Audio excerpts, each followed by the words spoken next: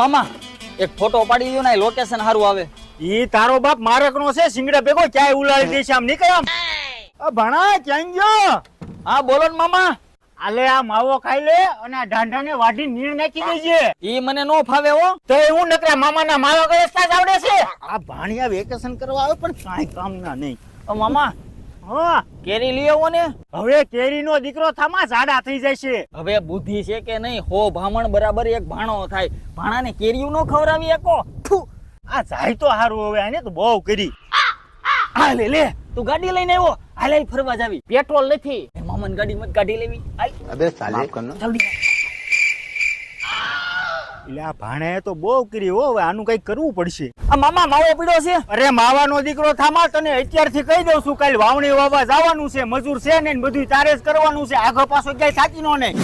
આ મામા મારે કોલેજ નું એડમિશન લેવા જવાનું છે.